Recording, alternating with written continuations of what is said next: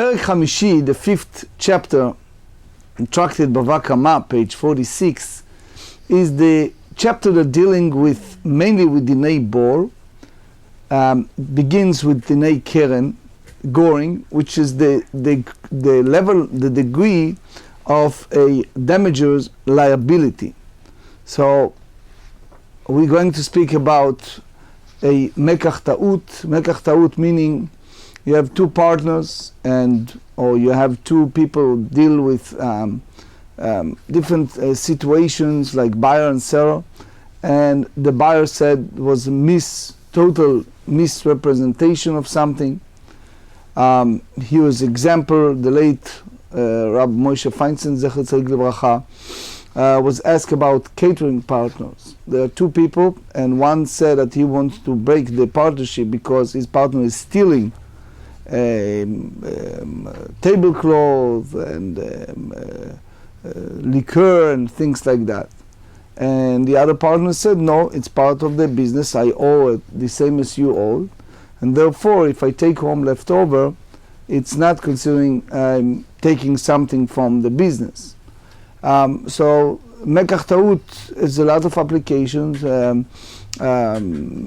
Couple got married, and then all of a sudden one party discovered something that wasn't informed before they engaged or before they got married, and they said that basically it was in a false pretenses. Another concept is called hamotzi mechavero alav haraya. When you have a claiming, you have two parties that one sue the other for liability. In order to pursue it, the burden of proof, or the burden is from one who wants to get his money. So if you have Mr. Reuven lend money to Mr. Shimon, let's say he claimed that he lent Shimon 10,000, and Shimon said, you never lend me, or you lend me in part, and I gave you back, etc. The one who's suing, right, needs to have the burden of proof that the other parties owe him. So the first part, we're dealing with ox that gore a cow, but obviously it's just a presentation of cases, and we can derive all the law of the damager's liability. שור שנגח את הפרה ונמצא עוברה בצידה. You have an ox. The ox was basically a innocuous ox that didn't in those days. They used to have an ox for labor. Like you go to some Middle Eastern country, you see they're still walking with the donkeys and oxes, right?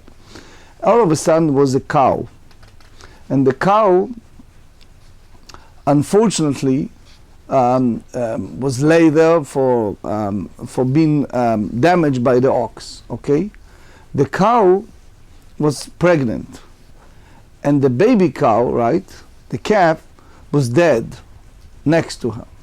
So the question is, what exactly happened? Ve'ein yadua, we don't know, im ad shelo nagacha yalda, if that miscarriaging of the baby, right, of the calf, happened prior to the ox goring the cow, or afterward. So again, it's a two different situation. If they happened before, such as later we're going to learn, the cow ran away, the ox chased her. So guess what? In a slow motion, she miscarried the calf, and then he gored her. That's one case. Or he gored her and gored the baby that she carried, right? So it's two different things. So we don't know the reason for the death. If it's because of the goring, so the damager party doesn't need to pay for the fetus, for the calf, or im mishenegacha yalda, right? So again, if it happens because of the goring, or it happens prior to that. So again, if it happens before, is one case. If it happens after, so he is responsible also to pay the damage for the calf, right? אם משנגחה ילדה, if it happens that because of the goring, the cow miscarriage the baby cow, right?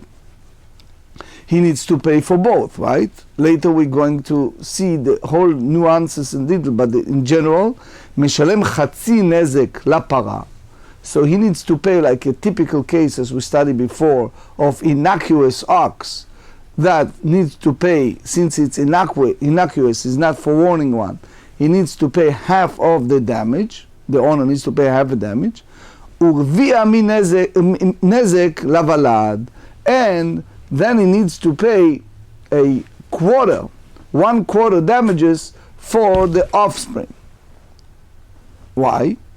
Because that's called safek. That's called something that we are in predicament, right? We don't know, so he needs to pay half of the half that he paid. Okay? Again, you should remember that we are here in innocuous. Otherwise, the Rambam said he needs to pay full damage. Now, the Gemarrah later on bring us the view that is called the Somachos or Sumchus view, great rabbi, that said Mamon hamutal besafek, that if he said that money whose ownership lies in doubt, Cholkin is divided by the litigants. Okay? So it means eventually that's the core of the half, the quarter for the offspring. So the Rashbam asked a question. He said, you have a concept of safek shakul. What is safek shakul? You have a quandary. You have a predicament, right? And your dilemma, you don't know if it's a 50-50 or not. So if you have a 50-50, so it's one thing. But if it may happen that she miscarried, the cow miscarried prior to that incident, how you treat it? So the Rashbam said, look, typical case scenario, the cow is, let's say, a quarter kilometer, right? A quarter of a mile, let's say, in our measurement. Quarter of a mile from the ox. She already running away from him. She noticed he's coming, right? She is now in a mode of tremendous frightening, right? She is like petrified over this upcoming crazy ox. So what happened? She miscarried now. So by doing so, you cannot impose upon the owner of the ox to pay damage. Why? The Rashbam explained the maximum you can say, it's called grama, meaning indirect situation. So that's the idea of somachos, that he said, mamona mutal besafek. If you have a money that it's, in general, the ownership lies in doubt, is divided by the litigants. So the Yad Ephraim, there's another book, Noda B'Yehuda and others, ask a question. We have this kaparot.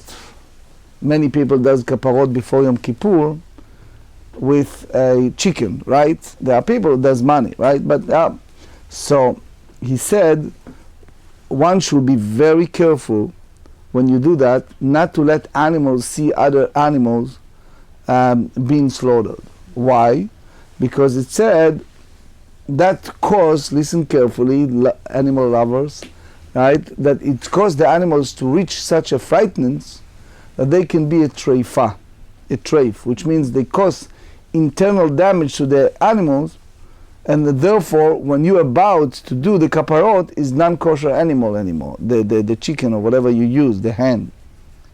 So he said here, the same case, the cow was so frightened of the ox, right? So that's the reason why it miscarried, right?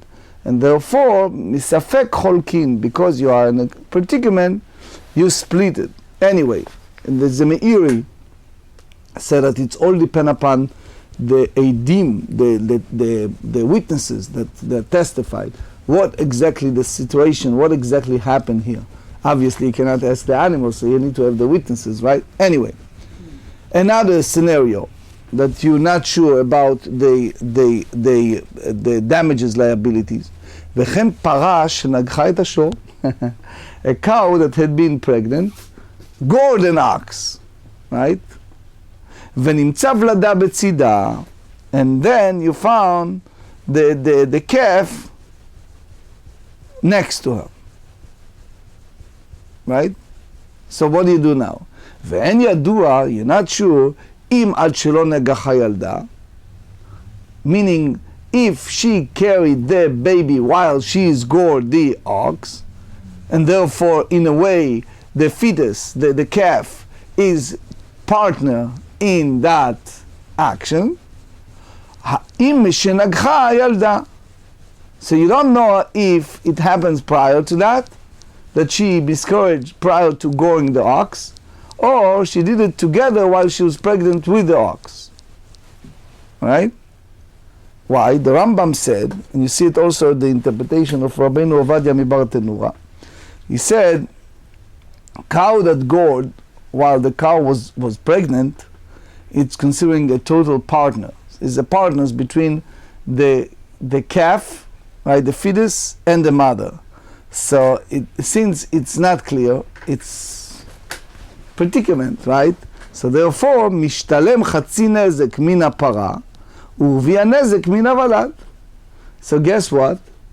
The damaged party collects half damage from the body of the cow, and quarter, which is 1/4, which is quarter half of the half, damages from the body of the offspring. Because if we know for sure that the offspring is part of the body while it happens, so it's all from one body, right? If we know for sure that the offspring was not part of that, so it's nothing to do with the offspring what happened, right? Because when it's happened, when we're dealing with innocuous ox, it only goes by the possessing of the body of that ox, of that animal. The offspring is not part of that. So since we are not sure, the Rambam explained, you see it also in Rabbeinu Ovadia Mibar Tenura, they said, since we're not sure if the offspring was partake of that damage, so you have to take half, because it's safek. The Gemara elaborates on that. So the Ramchal, Rabbi Moshe Chaim Lutzato, the author of the Mesilat Yesharim, his teacher, Mahari Asad, asked you have a big malach, big write-up based on this Mishnah. He said, why, when you had Safek Gezel Mamon, if you are not sure if the loss or the damage, or in some cases the thieves, involved with taking part of possession of someone else, why we not impose payment based on this scenario? But let's first see the framework of the Gemara. The Gemara said that the view of the Mishnah is individual view. It's not the consent of the rabbis. Amar Rav Yehuda Amar Shmuel Zo, this Mishnah that said that the injured party needs to pay half of the damage, divrei somchos. The Amar Mamon Mutal Besafek Cholkim, that's the view of somchos, that said when it's come to money that the ownership lies in doubt, is divided by the litigant. Aval Chachamim Omrim, but the sages said no, ze klal gadol badin. It's a very important principle, significant principle of monetary laws. Hamotzi mechaveiro alav haraya. They said that the burden of proof rests upon the claimant, and the dispute sum is not divided. So you see here that the case of uncertainty in the Mishnah, so no payment is made for the fetus or from the offspring, respectively. Okay, that's the sages' view. Now, the late Reb Shlomo Zalman Auerbach, Rosh Yeshiva of Kol Torah, he asked a question about, take etrog, just as an example. We have the festival of Sukkot, you're buying the Arbat Aminim, right, the 4 species. So many times you buy individually the etrog. The etrog can be very expensive, can be even a couple of $100. Now think about it. What happened is, day before Sukkot, it can be worth $200. Day after Sukkot, even $1, it may not worth, right? So he said something so beautifully. He said, you know, part of the ma'asrot, the tightening that they need to do in Eretz Israel, it's called indigent tithes, ma'aser ani. You have to help the poor people, and in certain years, you have to give portion, tighten for them. So he said, look at people, they are very strict, or they are go extraordinary to buy a fancy etrog that costs a lot of money. But he said, if a person wants to do mitzvah, so they should first, you know, you don't, instead of buying such a fancy etrog, give matnot anim, pay, help the poor people, and therefore you fulfill the mitzvah. The lachem mishelachem, the whole idea of the etrog should be yours. Part of that is yours by tightening properly, right? Because people sometimes mix up. The same applies to matzot in Pesach. Sometimes people go and pay fortunate over that, but it's not always in the proper measure of income and expenses, right? Sometimes it's going the wrong way. But anyway, here you see the same way as the perception is not always the proper perception how people see things. Anyway, so the Gemara asks, "Lama li lemeimar ze klal gadol badin?" Why we need to say that this is a significant principle in judgment? Itztrich, we need it. דאפילו ניזק אומר בריא ומזיק אומר שמא המוציא מחברו עליו הראיה.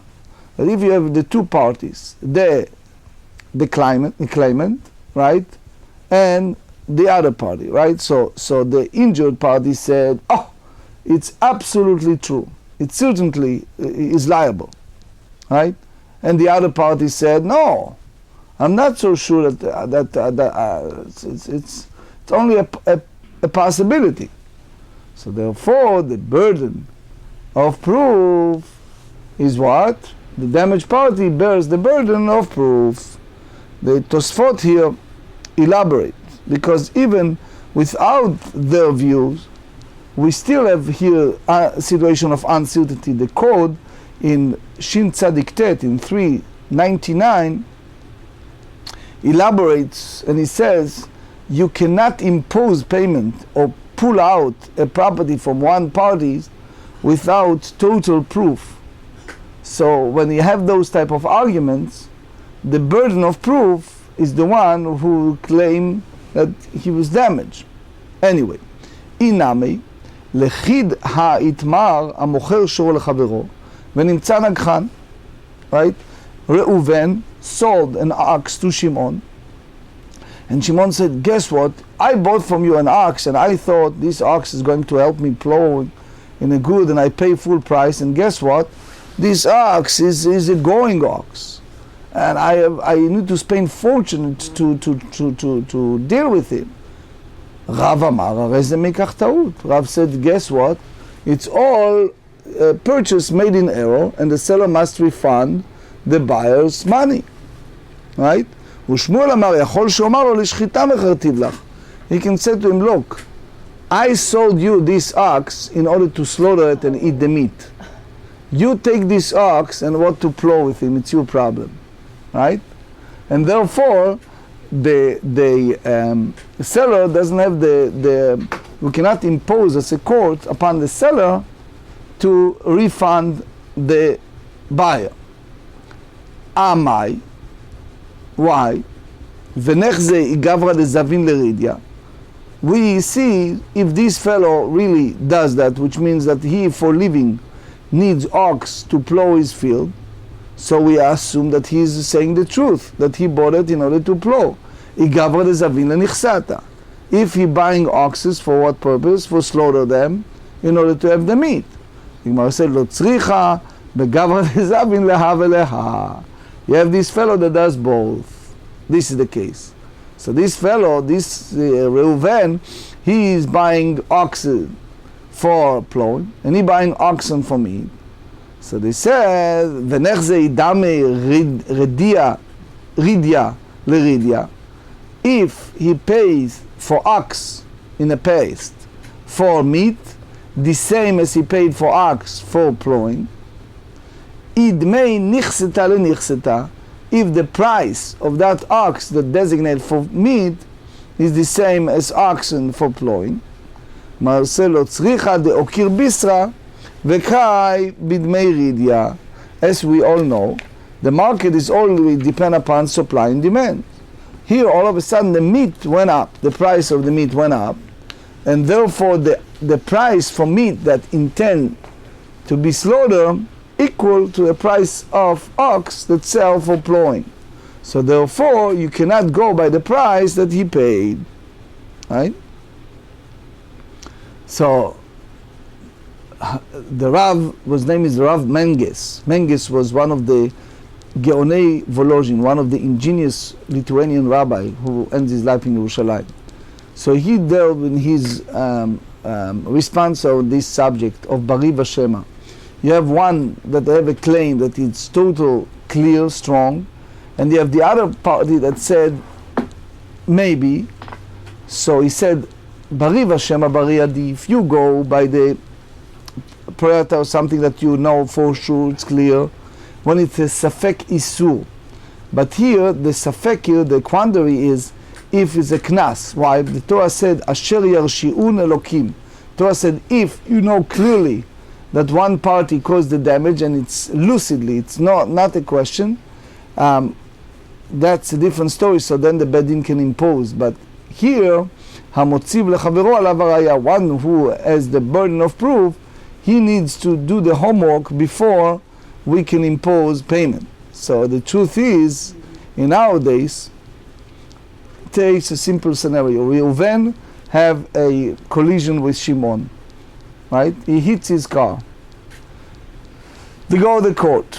Reuven said, if Shimon was made a total stop, but stop the way it should be done, which is you stop in the stop sign in full, right? And you wait 4 or 5 seconds before you move on.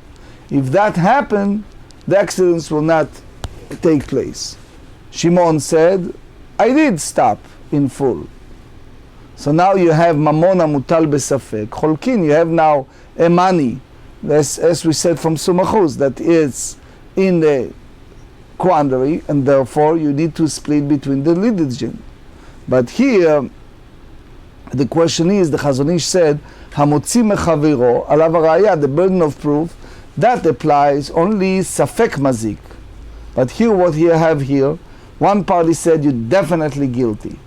The other party said, no, I did it, but I didn't do it the way you think. You see the difference? So since it's involved with cost, with damage, you cannot say, oh, you have the burden of proof to show if you did the full stop or didn't do the full stop, right? The same, it was a case that brought into Maharshal. Maharshal was one of the past generation well-known posek, a leader.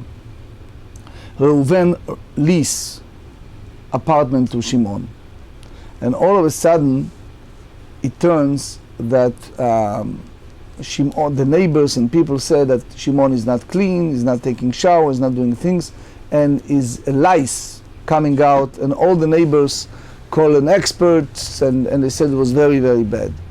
So they asked Reuven to break the lease and throw him out, right? Reuven went to Shimon and said, you're out. Shimon said, why? I'm paying you rent. Reuven said, look, you caused me trouble with everybody else. You brought a lice here, and you're responsible. Shimon said, excuse me, I have a date, and I keep the apartment well. What I have on my body is none of your business, right? Now the question is, can you impose anything, payment, or force him out because of that, right? It's not so simple. You have a teshuvah based on our Gemara, because again, that's the issue. Who's the burden, and how far you impose upon one party? So Gemara said, What exactly the disputation between Rav and Shmuel? Amrei, the student said, page 46, B, V'ileka lishtalumei minei, where the seller does not have sufficient fund from which to repay, right? Either he's spent it already, the way that the Shulchan Aruch in Choshen Mishpat 232 said, whenever there is a mistaken transaction and the seller is required to reimburse the purchaser, he must compensate the purchaser specifically with money, since the purchaser has the legal status of creditor. So that's basically the Gemara said here.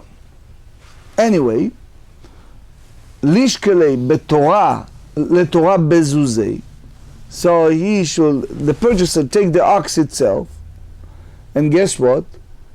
The amrin shemimare rashvatach parei ipra. It's because people said, allow yourself to be repaid by you, debtor, even in barn, which means when it's a case, the Gemarrah Bava Meciah 118 said, a case of bankruptcy, or case of close to bankruptcy. So all the creditor, the lenders, they go whatever left, even is a low, barn or whatever it is, right? So why Rav said that this transaction is no longer in effect, which means that the buyer needs to return the ox to the seller and takes money, because since we say that the ox that was taken for plowing and ox that taken for slaughtering is the same, so it means nothing when Rav said that this mekach batel, that this transaction is no longer in effect. Anyway, so the Gemara said, that's Gemarrah Bava Batra 92. So they said, Lo tzricha de'ika li'ishtalumei minei. So because the seller does not have sufficient funds from which to repay the purchaser, and the purchaser demands that his money be returned as opposed to keeping the ox as payment. So Rav Amar, Reze Mekach Taut. So Rav said that it's all purchase made in error, because he said even in a Dinei Mamonot, even in the monetary disputation, they have these rulings. Zil Batar Ruba. Go by the majority of the people. Ruba the Inshel Erid Yehud Zavne. Most of the people buying ox in order to plow it. So you assume that this guy did it also for plowing. So therefore, since this ox turned to be befitting, according to the seller's claim, it was sold in order to do what? To slaughter it for meat. So it's like someone who purchased wine, and it turned to be what? Vinegar. So what they said, the sale is void, and the money goes back to the purchaser, right? ושמואל אמר, יכול שאומר לו, לשחיטה מכרתיו לך ולא אזדינא בתר רובה. He says, no, I sold you, the seller said, for slaughtering, for meat. And we don't go by the most of the people, most of the cases. Why? He says, באיסורה, אבל בממונה לא אזדינא בתר רובה. When it's come to איסור והיתר, so that's one thing. But it's a ritual law. But in monetary disputations, we do not follow the principle of majority. אלא המוציא מחברו עליו הראיה. We follow the principle that one who is seeking to exact payment, follow his fellow, bears the burden of proof. So Rabbi Yosef HaTzadik Mipozna, the son-in-law of the Nudab Yehuda, elaborates on that and says, let's think about regular court. You have three dayanim, three judges sitting there. Okay? Two rules in one way, and one rules the other, and you go by the majority, which are two against one. So if two say that he is exempt, and one said he's not, what's the point? The two basically hold that the third one is mistaken. Right? So since here, most of the people buying it, in purpose of, for what? For the slaughtering, to eat it as a meat, so therefore he holds the minority view. Tanya Nameache, Shor shenagach et hapara, that's the view, that's what we learn in the Mishnah. Ox that gores a cow, ונמצא עוברה בצידה, and its fetus is found dead at its side, remember the Mishnah case, right? ואינו יודע אם עד שלא נגחה ילדה, אם מי שנגחה ילדה. We don't know when exactly that happened. If it happens that this fetus setting aside before the ox gored or after the ox did it. So we said, חצי מנזק לפרה ורביע נזק להבלה דברי סומכוס.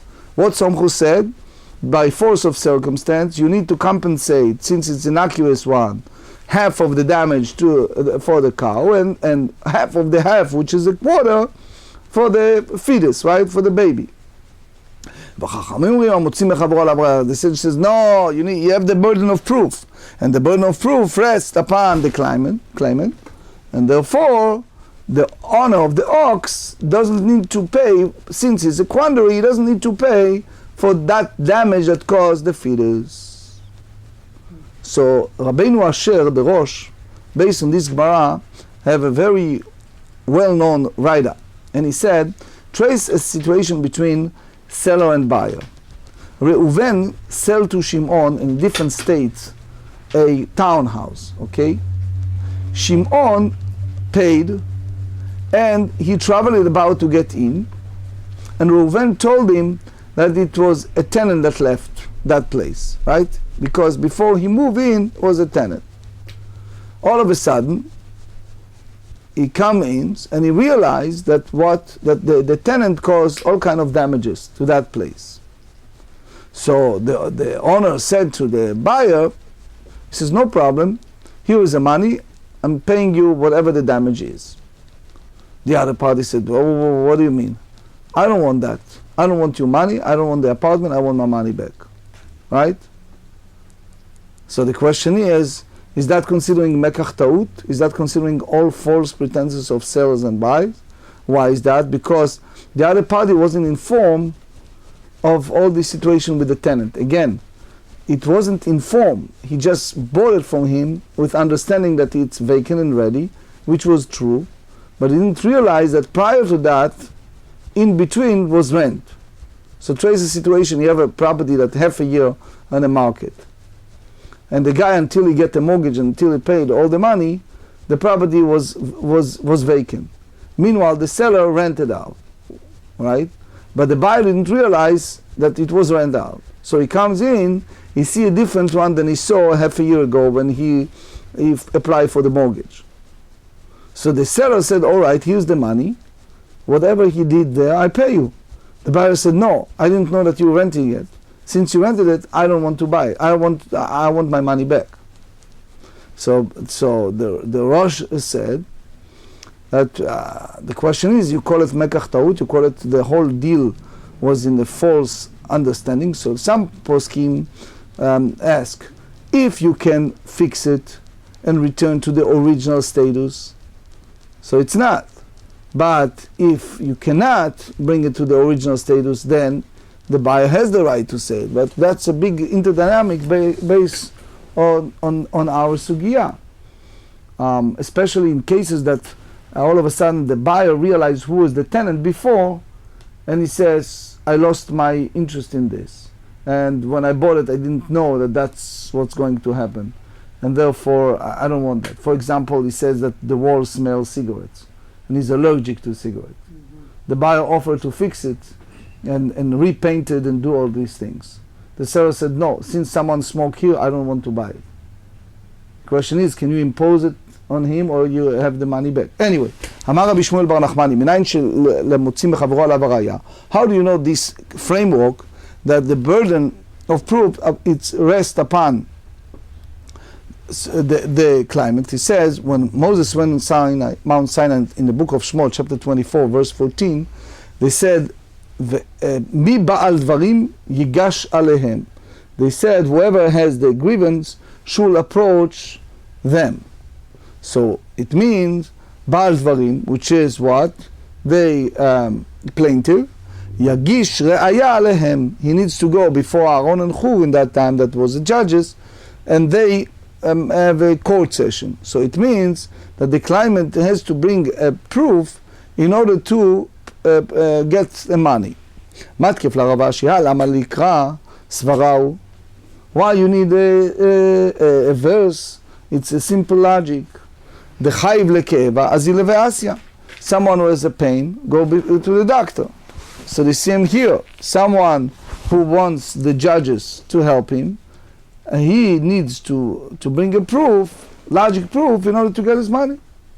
אלא קרא לכדרב נחמן אמר רבא בר אבוה. דאמר רב נחמן אמר רבא בר אבוה מניין שהם נזקקים לתובע התחילה. How do you know it? So, like, one party said that you owe me, and the other party said, it is true that I owe you, but you have other properties as a collateral, and therefore you return my collateral and I return my money, etc., etc. He said, שנאמר מבעל דברים ייגש אליהם, יגיש דבריו עליהם. So, we don't have time, but the tzlach said that birkat hanehnin, right? So it's the Rabbanan. Pnei Yoshua said that this Doraita is biblical. Why? He said it's a svara, it's a logical.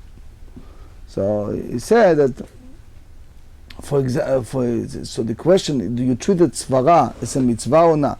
Because think about basic mitzvot, like you shall not kill, you shall not commit adultery, all of that.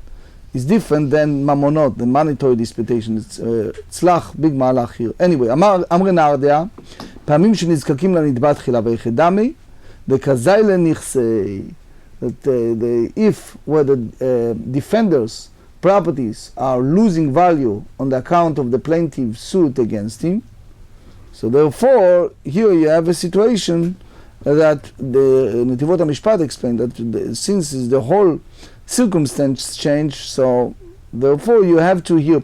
The Mordechai said, when you have two, you have claimant, you have the plaintiff, right? You have the two parties that come before the court. So usually whom you hear? You hear first the guy that is suing, right? And the claimant. And usually people like, her first, they already think that he is right. So that's what it means here in this situation. So he said that the Mishnah said also the other way around. If a cow had been pregnant, gored an ox. So they said Chatzi nezek urvia nezek. I wish to have more time. Palga nizka u de baile shune, kol nizka de chirve maya avdei. So the Rashba said, what's the connection? Because you have a quandary, who is the one who caused the damage? So who is need to pay more? Amar Abaye, Chatzi nezek lechad marba nezek, which is, if the cow, or Rashi explained, damage without the baby, so he takes half, but here is a partner, so therefore you need to go in that way. Urvia nezek lechad mishmone banezek, which is 1/8. So the Gemarrah asks, since it's not clear, the Rashba, the Baal HaMaor, anyway, v'ipara uvlad echad ninu, if both belongs to one person, the baby, the fetus and the cow, hachenam edematzeh amarlei lebal para, the injured party can say the owner of the cow, mima nafshach, chatzi nezek havli, pay me half, because you animals cause damage to my ox. You have two partners. Meaning the cow belongs to one person, the baby belongs to another person. So you see here all this concept of safek motzi midei vadai. So you see the Gemara continue to circumscribe the Mishnah. If the injured party come and sue the owner of the cow first, bring a proof that you have a partner.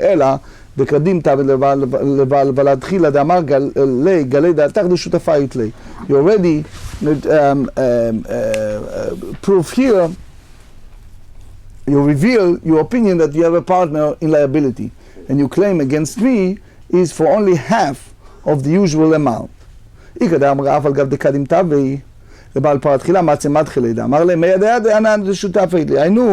that you have, I know that I have a partner in liability, and I'm responsible for only 1/4 of the damages.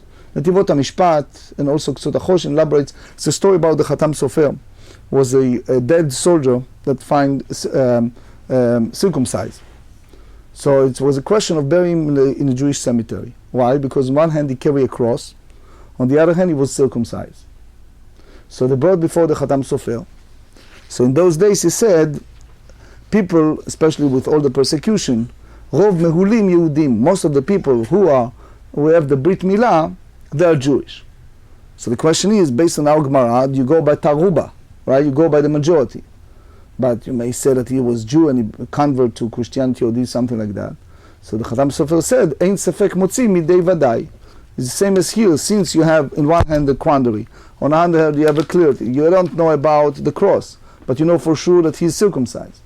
And since in those days people who did that only part of Jewish faith, therefore you have to go by the majority based on our sugya. Anyway, אמר רבא, אחד מ4 בנזק ואחד מ8 בנזק קטני, חצי נזק רובי נזק קטני. אלא אמר רבא, לעולם בפרה ובלד אחד, ואחרי כי אמרינן, איתה לפרה משתלם חצי נזק מפרה. 47, later לפרה, if the cow is not here to be collected then, משתלם רביע נזק מוולד, so you go by what? You go by the only 1/4 of the cost of the damage is reimbursed of the offspring. We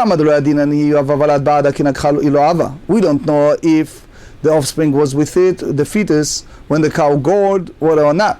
If we know for sure that the cow carried the fetus while it's gored, you take the damage reimbursed from the offspring of the cow is there. So I'd like to conclude with 2 points. One is the response of Rabbi Moshe P about the partners in catering. So let's remember that case. You have 2 partners, they have a catering business, 50-50. One partner said, I want to break the partnership and I want him to pay me because I caught him stealing. What's stealing? I saw after several simchas, they go and do serving different community, different places, and it turns that he takes home tablecloth, he take home liquor, he take home all kind of things without my knowledge. So the question is, the other partner said, no, we are partners, I owe 50-50 the same as you, so therefore it's nothing to do with the stealing. It's my part. We can argue that you can take part of what I take, but it's me and you as partners. So Moshe Feinstein said is right, because as much as one partner said he didn't tell him, but didn't tell him doesn't mean that he's stealing. In his mindset, his partner, and that's left over, right? So you can argue that it should be split. Another thing is the Pri Megadim and also the Maharsham deal with the issue of kaparot. The Arizal, the great Kabbalist of the 16th century, said when they do kaparot, for example, for pregnant women, so you don't know what's coming, right? It can be a baby boy, baby girl, and you take a different hand for a boy and girl, male, female.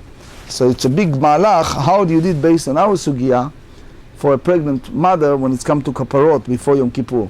How you treated? You treated with a extra one, less one, male, female. It's a well-known Maharsham based on our Gemara.